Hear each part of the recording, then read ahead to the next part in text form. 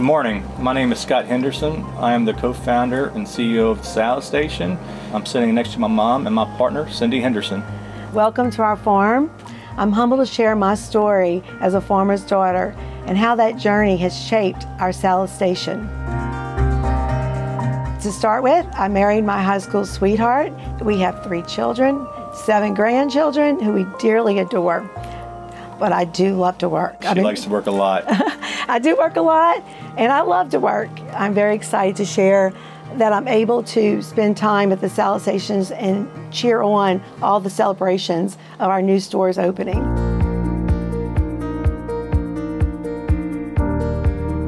Growing up as a farmer's daughter, I learned faith, hard work, and family.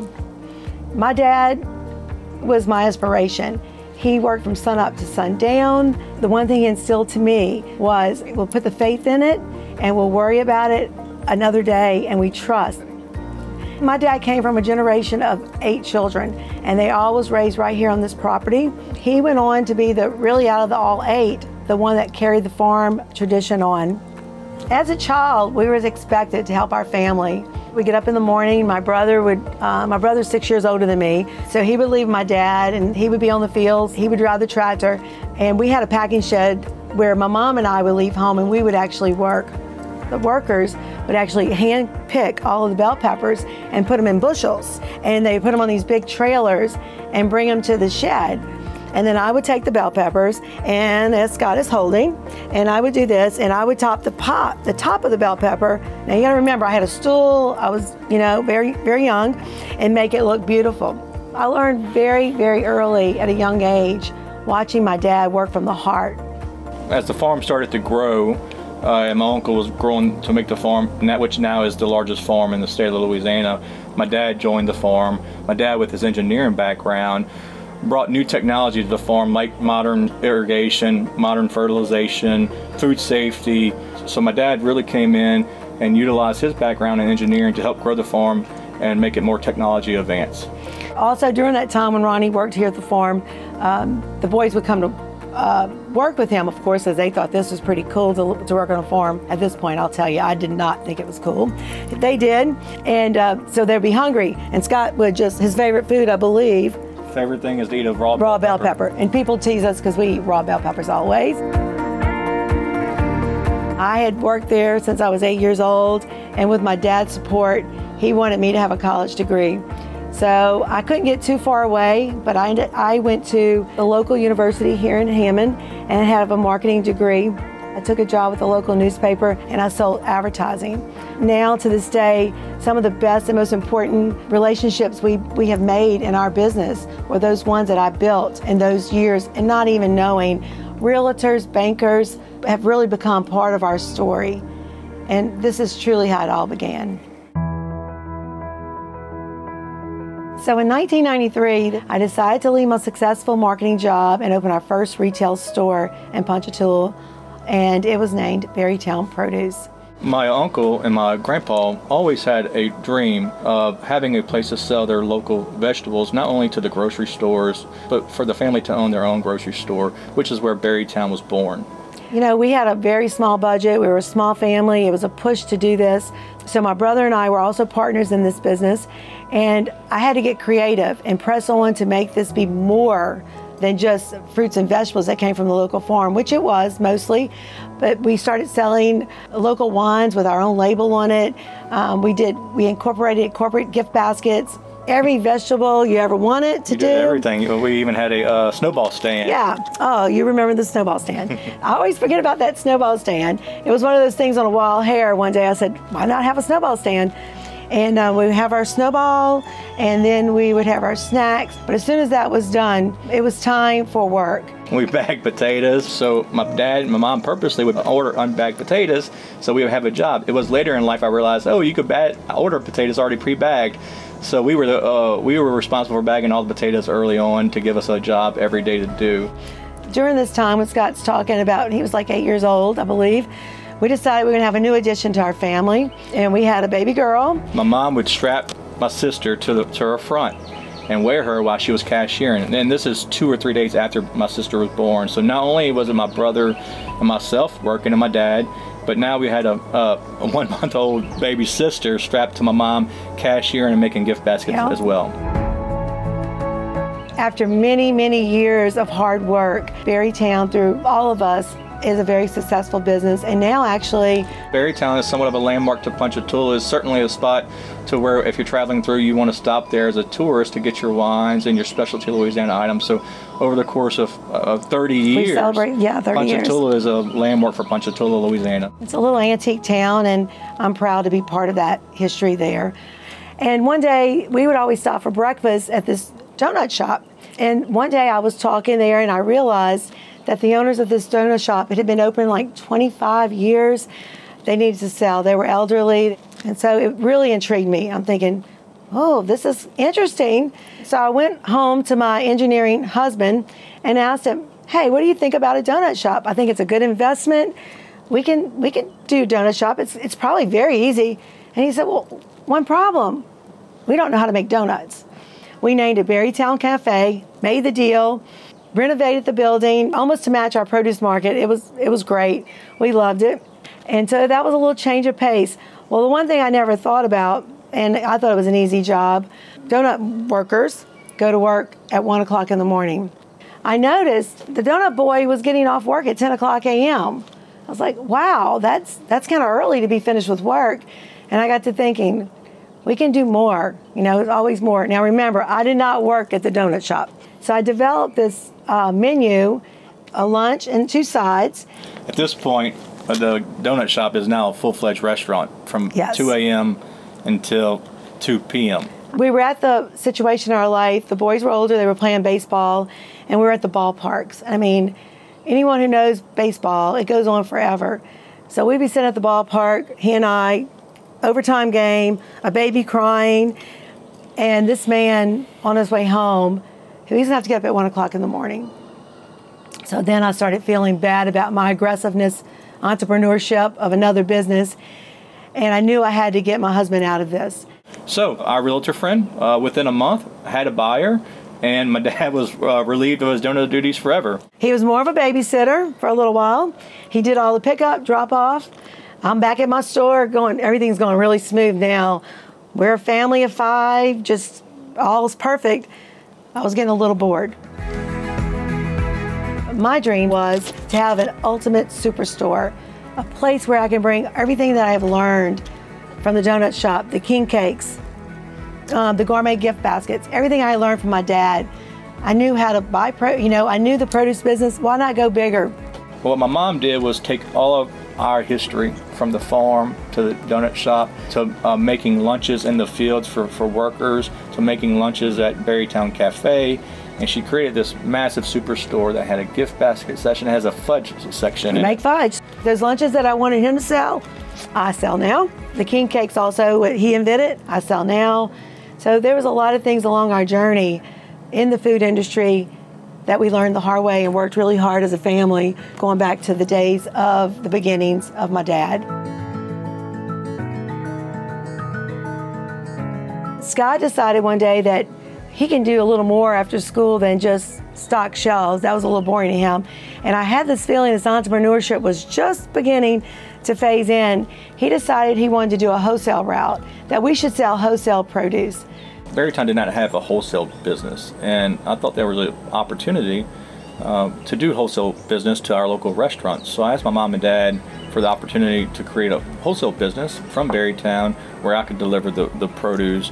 And one by one, I developed a decent little amount of restaurants. I don't know, maybe over 20 restaurants I was delivering to on a daily basis after school, working at Berrytown. And one of my accounts stopped buying produce from us. I went to figure out why they weren't buying produce from me anymore.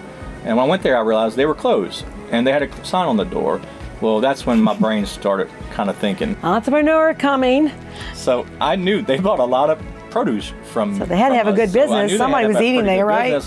I picked up the phone and asked what was going on. They said they had to close for health reasons, and I started thinking, okay, maybe this is something I could do. I was only 19, but I don't remember saying I wanted to do this until the man said, I have faith in you, you should buy this restaurant.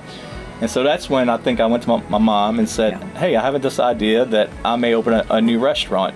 And obviously, because of the donut shop experience Nope. with my dad and my mom, you could imagine what their response was. I was like, that's a terrible idea. Scott, you're in college. You know, you're gonna be a big businessman one day. He was a finance major. That was what he was gonna be, all about business, restaurant business. Don't you remember what happened with Dad? Do you remember the hours? Do you remember how hard it is? You know, we're a family of unconditional love, of course, so if he's gonna do this, I might as well get on board. I said, well, by the way, what are you gonna name this restaurant? It's Buddy's Bar and Grill. I said, Buddy's is okay. You have lots of friends. You had a dog named Buddy. Buddy's is okay, but bar, that is not okay. I mean, I don't know why you're going to name it. What are you planning on doing, having a bar? Explain to me what you're going to do with the bar. I was only 20 years old, so I couldn't drink alcohol, but I could buy Yeah, alcohol. so I couldn't understand, what are you going to do on this bar? Who's going to sell the alcohol? You can't drink it, but we found out in Louisiana, you can buy it, but you can't drink it if you're owner of a restaurant. There was a lot of days I would see him getting his produce through the back door, Berrytown, himself, at the dumpster. And I'd walk up behind him because, you know, Ronnie and I love our kids. I was like, what's up? And he would just have these big tears, not even wanting anybody to see him, how hard this was. And it wasn't physically hard. And I was like, Scott, you know what? You started this, you put on your big boy pants and you press on, and you can make this work. Yeah, there were many, many nights for many years where my mom and my dad and my brothers and sisters were my only table. It was only us here. Only customers. Only customers every night. And there'll be another table with another family, and then we came night after night after night. We would all work together as a family. Amy was a hostess. His aunt would come in. If my mom and dad would have gave up on me, I would have gave up on myself. But they knew I had a good product. They knew the food was really good, and they knew that at some point word of mouth would catch on and the business would grow. We're proud to say Buddy's Bar and Grill was voted the #1 steakhouse 3 years after it had opened. Good news is my mom and dad didn't have to eat there every night anymore because there was a wait to get in. So, So there was a line out the door. They would say, Scott's mom and dad's here. That's okay, we'll go somewhere else. And we would not wait in line. We wanted him to serve his customers. We had paid our due. Buddy's all happened because the man had faith in me to buy his restaurant and be successful at it. And it finished successfully and did not quit because my mom and dad had faith in me to finish Buddy's out and to make it the most successful steakhouse in Hammond. Yeah, and I love that so much, Scott, because on our walls, we always believe you work from the heart and you work with, you know, we believe in the faith of that. Yeah, and looking ahead to the salad station to come, I think that's some foundation of from my grandpa, your dad having faith in the farm, the old man having faith in me to buy Buddy's, you guys having faith in me to make Buddy's successful, and now us having faith in future owners of Salad Station to be successful. This was just something we were celebrated, that we all were the #1. #1 Berrytown was voted the #1 produce, Buddy's being the #1 steakhouse, and the Salad Station's first year being the #1 place they eat salad. A couple of years after Buddy's opened, the same realtor friend that sold our donor shop came to me and said, we have an old cafe that is going out of business, closing down for health reasons again. Would you have interest? And that got my brain start kind of turning. What could this be? I went to my mom in the back of Berrytown warehouse and told her, said, Mom, there's this location in Hammond that's coming available. You have any great ideas of what maybe we could do with it? We're in the warehouse at Berrytown looking at some beautiful produce, and here comes Scott with a little visit. Hi, Mom. This is where Salad Station was born. I originally walked in, my mom was working the produce, said, hey Mom, I have this idea, what do you think? Yeah, I was like, I've always wanted a salad bar. The #1 thing, it's got to be gourmet, it's got to be 100 items, it's got to be a wow. We knew we would be customers of it. We also knew it was really important for it to be overwhelming. We wanted to overwhelm every guest that came in, every protein, every cheese, every type of vegetable, every type of olive you could think of. And so my mom and I just instantly clicked. Well, as we were going through this idea, the biggest part about this was we wanted to create a business that was simpler and more enjoyable than our current businesses. If we were going to create a business of an overwhelming selection that our town needed it, we wanted to be a lifestyle business that we would enjoy to own and run ourselves, which would be our dream job. My mom was very passionate about reducing waste. No waste. Where everything was placed on your plate with a purpose, and then it was weighed at the end. So you paid for exactly what you got. If you got a small salad, you paid for a small salad. If you got your large salad, you paid for a large salad. So you were really passionate about that being one of the founding principles of Salad Station. So I went back to Buddy's and I crafted a salad that was heavy on proteins, the worst case scenario, and I figured up what our break-even cost would be. We came to the fact that we had to sell 62 salads a day to break even with this new potential concept, our dream job in our head. The conclusion was we didn't think we could do more than 100 salads a day. So after a few days of thinking about it, I came back to my mom and said, Mom, I think I'm going to do this. I really think better for our lifestyle, better for our family. I want to see if it can make money. I want to see if all the parts of this business we put together, the close on Sundays, close early at 7:30, not labor intensive, if all of that could come together to be a successful business. And when I said that, my mom says, I'm in. I'm all in. I'm going to do this with you. And that is when Salad Station was born. I'm on board. You know, I told him no before, but I'm not telling him no this time. I'm going to go for it. I love it. And then Scott went to see the banker. So during this time, I went to see the banker, which knew our family and knew our other businesses, and told him what we wanted to do. I told him that we wanted to take our farming legacy that then transitioned to Berrytown of produce retail, that then transitioned to Buddy's Bar and Grill and donut shops. We want to take that and extend our farming legacy into the salad restaurant. Well, end of the story is the banker came to us and said, look, I'm going to give you a loan, but it's based on y'all's successful other businesses, but I really do not think you should do this, and I don't think it works. And now, 10 years later, he is a great customer of ours. That is, I agree, yes.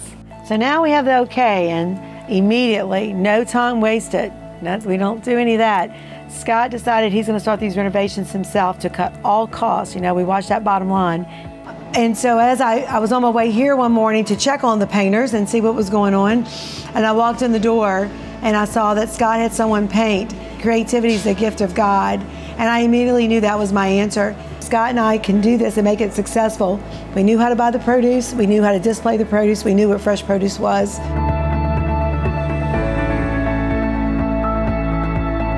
In June of 2012, the very first Salad Station opened, our dream job. The business was a lot better than expected. My dad was a really happy man. Going on to a month later, people kept coming and people kept coming and people there were lines. The line was out the door. The door would not close. We had air conditioning problems. Air conditioning. Our town really needed this concept. Our town really needed a fast, healthy. They wanted it. And the value we were bringing to the community was, I just remember thinking, like, I cannot believe how much we needed this, how much we were missing this. After we opened, and my grandpa had Alzheimer's, and at this point did not remember day to day, and my mom would bring him every day here for lunch, and he had no idea it was my mom and I's restaurant. He had no idea that he visited the day before, and every time he walked in, just overwhelming wow expression. To me, that was a big confirmation that this was something special to grow and to create a legacy on. He did. He didn't even realize his picture was on the wall, but he knew he loved this place. We purposely have not changed anything. Right, so we use all personal pictures on the walls. We will always remember this location as the place where Salad Station got started. We will always hold a special place in our hearts. We have a problem on our hands because the location is not big enough. And we opened a second location in September of the same year to alleviate some pressure. So now we have two locations in our hometown where we live and work at. This was never supposed to be multiple locations. Yep. This was us putting another business in our hometown that we thought we needed. It was our dream job. How can we share with other towns all over the dream job that we were loving? We created for ourselves from our previous experiences. We created this business that took a lot of those hardships out. So we started thinking, can we share this with other people to make this their dream job? So we decided to take the franchising path. This is now 2016, and our very first Salad Station opened in 2016, franchise Salad Station. Yes. So we opened in 2016. Now coming today, we have 29 open locations. We have several more opening within the next few months. We have plenty more opening over the next year. My vision for the future of Salad Station is to take our heritage and use South Station as a platform to talk about small farmers across America. When their crops are in season, we use their crops, whether it's Georgia peaches or Alabama tomatoes. When their crops are in season, we use that locally. We feature them on our walls of their farms.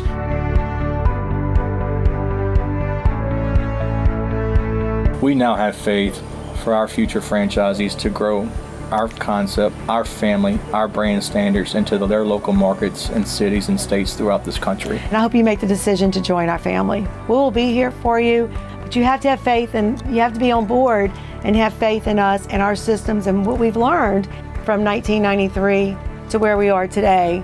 We've learned all those things to help you be successful.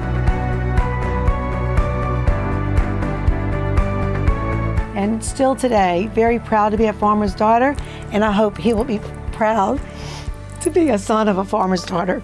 And we'll always keep it fresh, full, and clean.